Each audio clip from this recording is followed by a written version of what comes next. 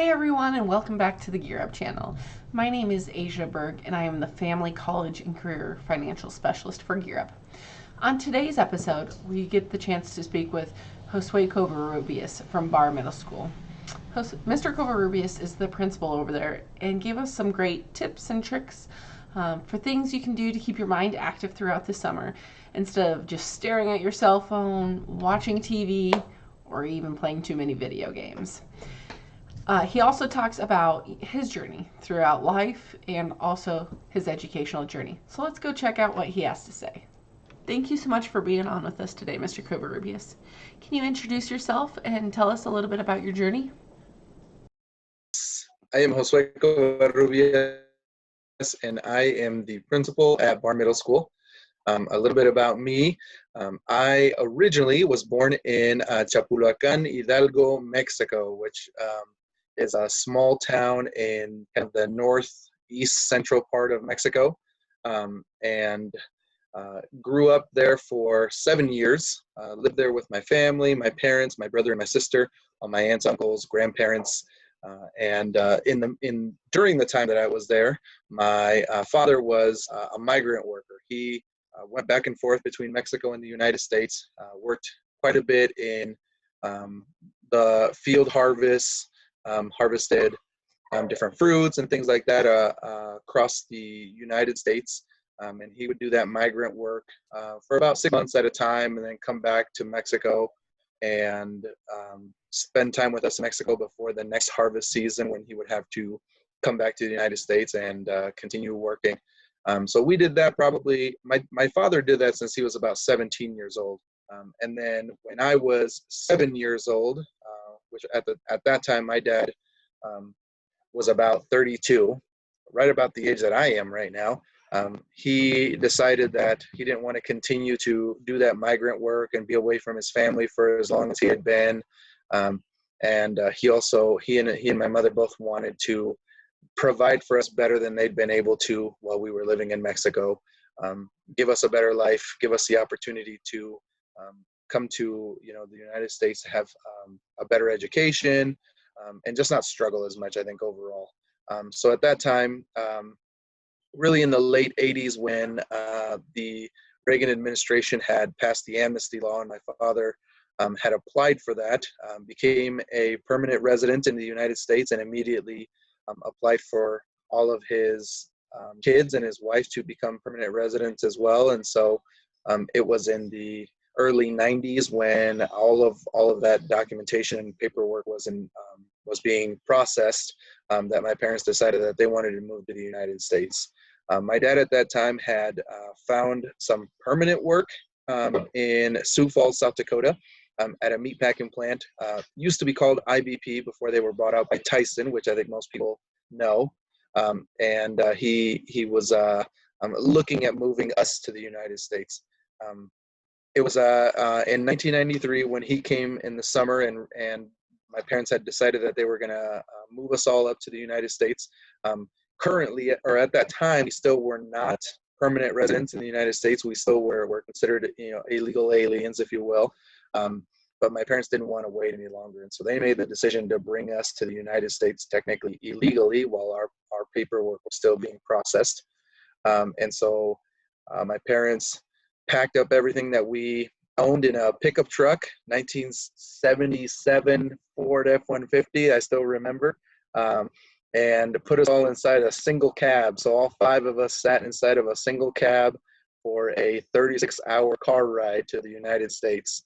At that time, my dad had found a job in Dakota City, Nebraska, in the South Sioux City, Nebraska area in northeast Nebraska. And so we packed up, got in the pickup truck, and drove up north, El Norte, or the North as everybody called it. We got to Matamoros, Mexico, right across from Brownsville, Texas, where my dad knew some family members that had some connections to get us across, and they found a way to get us across the border. My sister and my brother actually pretended to be his cousin's kids, and my sister was 5 at the time, and my brother was 2. And my dad's cousin had 2 little girls, and so they had to dress up my 2-year-old brother in a dress and pretended that he was a little girl across the United States. My mom and I were not so lucky. We did not have a way to get across on the bridge, if you will, and so we actually had to meet some people on the beach in Matamoros. They snuck us across on a boat, and then on the other side told us you have to walk, so many miles to meet up with some people. They're going to be there waiting for you. And so I remember doing that as a 7-year-old.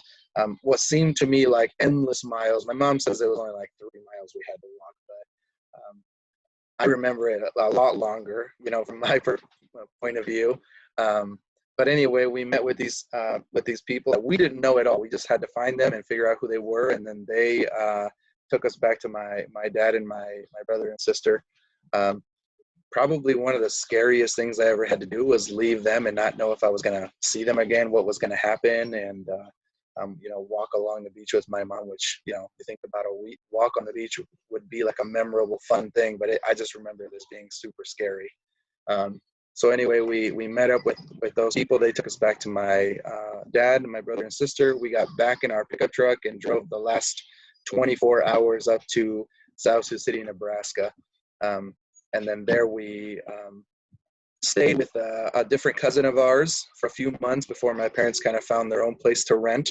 And then I started school. My sister started school as well at Harney Elementary in South Sioux City, Nebraska. And so I went into second grade, not knowing a word of English, a month into school, and here you are. You have to now pick up a new language and learn everything that everybody else is learning at the same time. And so it was another really scary moment in my life where I was like, what am I going to do? I don't know what any of these people are saying. I don't know anybody. I don't know what they're talking about. And although I don't remember like the specifics, the day to day, like what happened, because I couldn't understand the majority of it, there's like bits and pieces that I remember in my mind. I remember my second grade teacher, Mrs. Har, who was a phenomenal person, one of my favorite people ever, and years after I stayed in contact with her, she came to my graduation party. I remember not knowing what she was saying, but feeling like I was cared for in her class. I felt like she wanted to help me no matter what it was going to take. She wanted to help me find things that I was good at. I was pretty good at math. I was pretty good at learning, and so she found ways to kind of still celebrate that. I remember that feeling of, I may not know what's going on, but I know that this lady cares about me. I also remember my ESL teacher, Mrs. Pearson, who at the time was, the only ESL teacher in the entire, school, and there was only like 4 or 5 of us ESL kids, if you will. I remember we had to go practice vocabulary with her in this like little closet next to the kitchen. They just had a little kidney bean table, and we sat around there, and it was tiny, and we just learned vocabulary in there. We practiced, speaking the language, and it wasn't long when you were in that kind of like immersion environment where other people don't speak Spanish. You have to learn the language, where like I pretty quickly started to pick up English.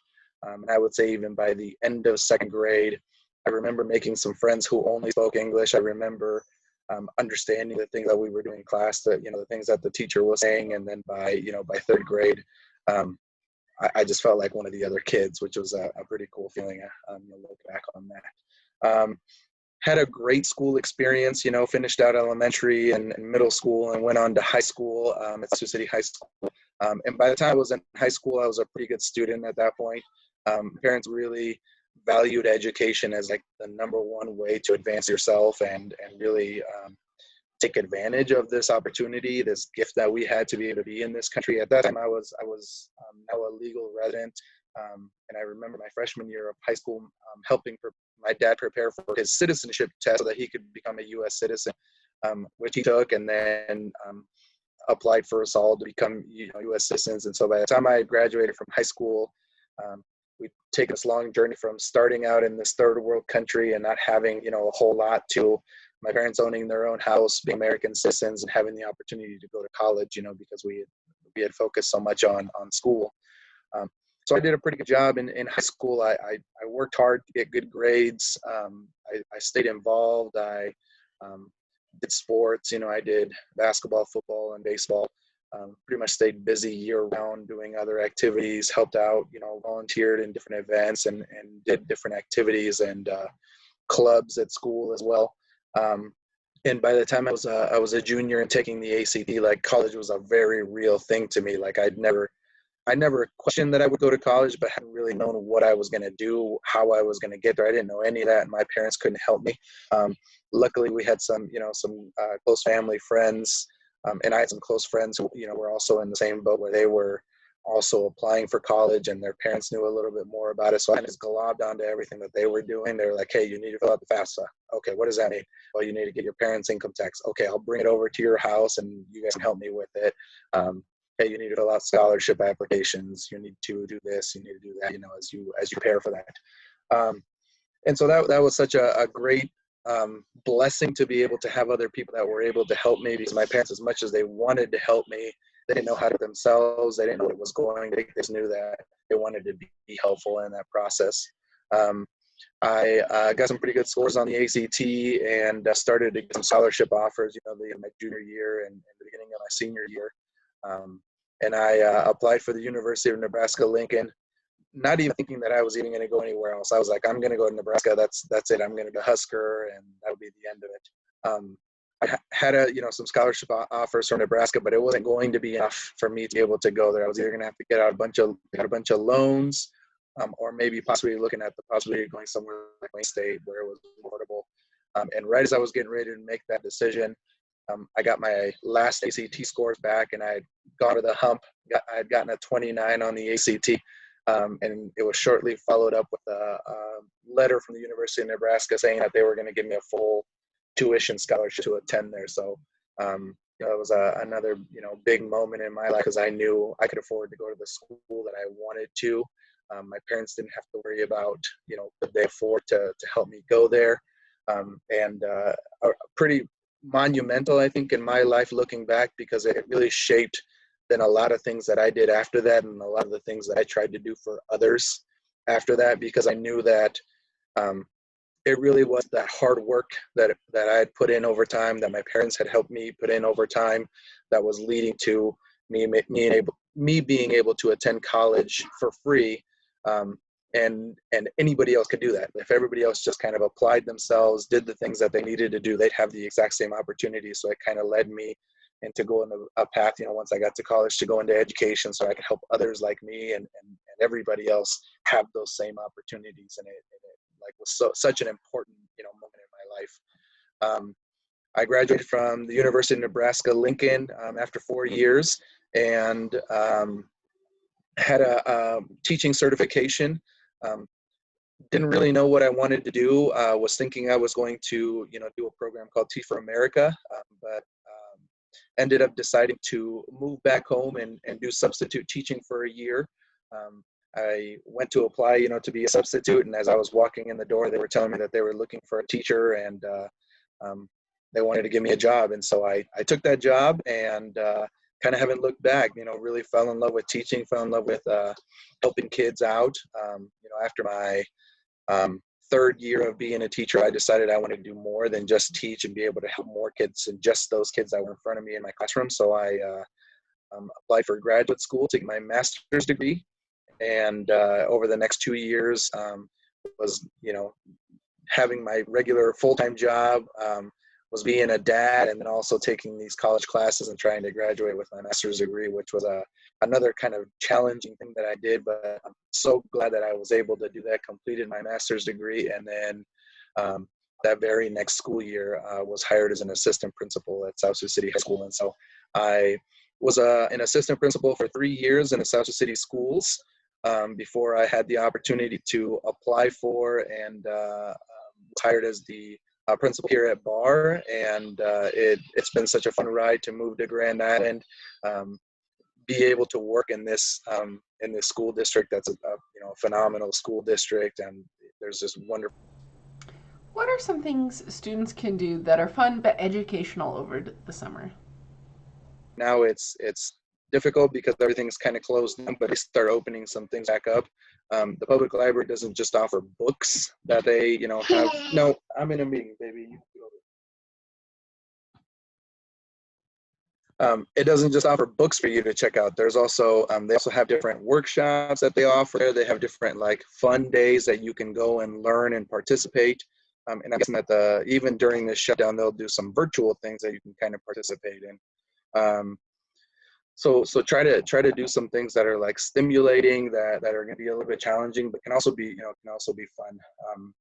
We don't want summer to just be completely about learning, and nobody expects that at school. However, the more that you can kind of keep yourself focused on some things that are school related, the more prepared you'll be when school starts back up.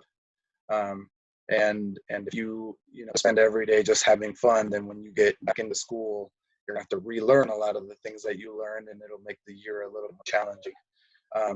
There's lots of different opportunities, and your parents probably could be helpful in helping some of these, and we will post some on our website and on social media that are different options. There's like camps that are available in the summer, for kids to participate in, whether they're like physical camps that you actually go to, or more like the virtual camps that you can participate in online.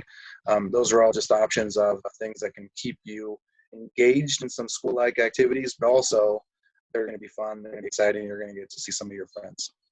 What suggestions do you have for parents to keep their child's mind active throughout the summer break? And that's a hard one for parents. As a parent myself now, that's something that we have to help our kids balance that time to have available, because in kids' minds, they think summer vacation is just fun.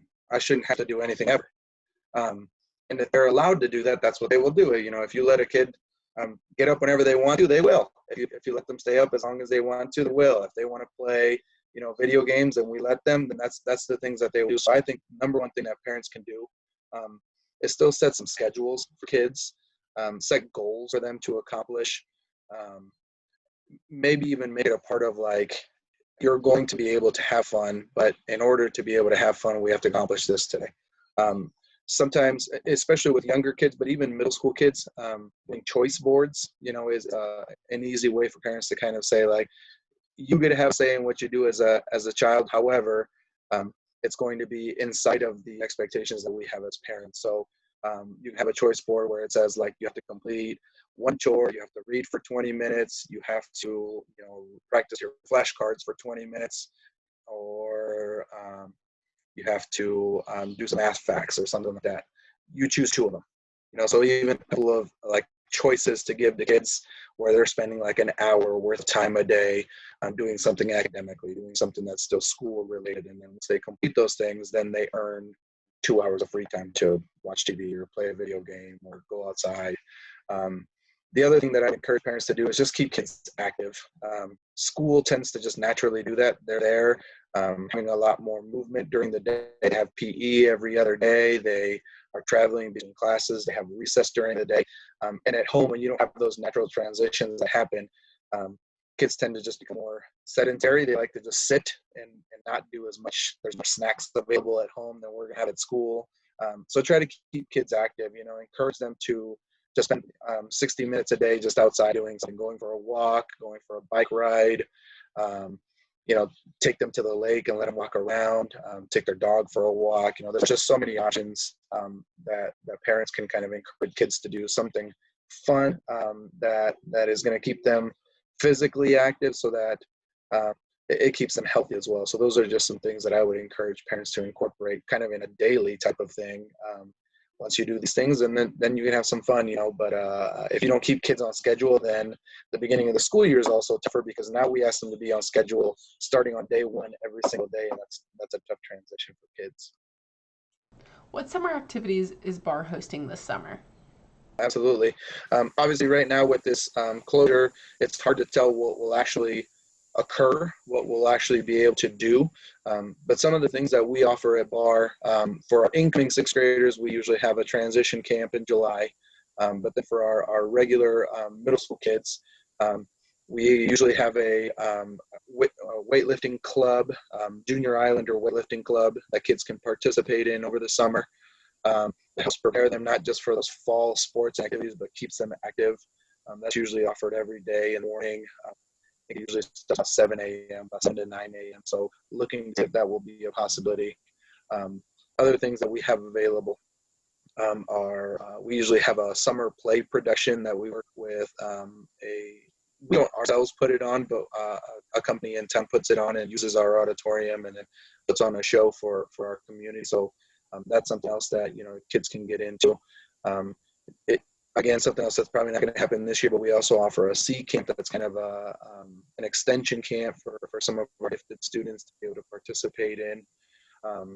We also often put out information, from Grand Island Parks and Rec of summer activities going on that, whether they're directly connected to our middle school or it's just something that we're just kind of encouraging kids to participate in. That information is usually out there and shared for different events, different activities going on. And then obviously, as we get closer to school starting, some of our fall, sports practices will kind of start up at the beginning of August that kids can be engaged in and involved in. Lastly, what advice or tips do you have for students and their parents? Some of the main things I think that I would say is, as the school year kind of winds down, is think about how far you've gotten this year. And it's been a crazy year anyway, but think about how far you've gotten. When you look back at the beginning of the school year, where you are now, how much you've learned, all the things that you've accomplished, and use that kind of as motivation to be prepared for next school year.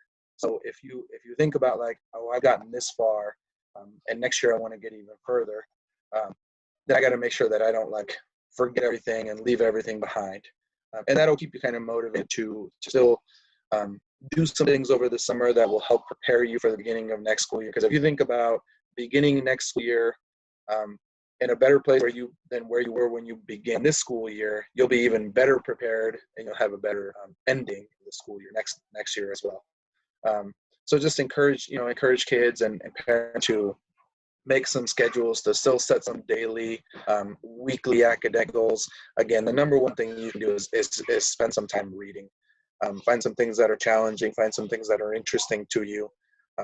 It expands your vocabulary, expands your ability to comprehend, problem solve. There's just so much that you get from that, and it's such an easy thing to be able to do in the summer. I like to encourage not just my own children, but our students to their house or around their house that can kind of be the reading area. I think when you find a spot that feels comfortable to you, that you enjoy going to, it's easier to then get to it. We have a hammock that we have hanging outside, and our kids love to just go sit on that hammock and read a book for 20 minutes. They kind of get some time away from everybody else, some quiet time outside. It's just well-shaded area. So find something like that. If your bedroom is the place that you like to kind of get away from things, then that's great. However, if your bedroom is full of a bunch of stimulus, there's a TV in there with your Xbox and your phone is in there and all your cool posters are in there, and it's going to be hard for you to focus in that spot, that might not be the spot for you. So maybe find in another area in your house that can kind of be a reading nook. And just try to brush up on the old things that you've done. So you have all your notes from this year, you have all of the things that you've completed already this year. Every now and then just spend a few minutes looking through that stuff so it stays fresh in your memory. You're not going to have to relearn it. You're just going to see it and go, oh yeah, I remember when we did this. It required me to have to do this. And then your brain keeps it fresh, so then you don't forget it over the summer. And then just get outside as much as possible. Stay active, get some sun, do some physical activity, on a bike ride, take your dog for a walk. Even social distancing outside is maybe the best way to kind of see some of your friends, So if you're going to meet up with some friends anyway, and you're going to be doing, things that where you can see your friends do it in a way that's healthy, you get some social distancing, keep 6 feet away from each other, but go on a walk on the bike path where you're both on opposite sides of the bike path, and you get to see each other talk, but not in a way where you're going to, endanger each other's health by just sitting around and doing nothing. Thank you so much for watching. Starting next week, we will be going every other week for Spanish and English. So starting next week, English will go, and then the following week will be Spanish, and we will alternate weeks throughout the summer as well. We will also be updating you with any activities or fun events that we will be having going on as well. Also, parents, don't forget to check out the Gear Up website. Just go to our Facebook page, GIPS Gear Up, and the website offers a lot of great resources and information for parents and students as well. So please go check it out. All right, that's all I have for this week. See you next week.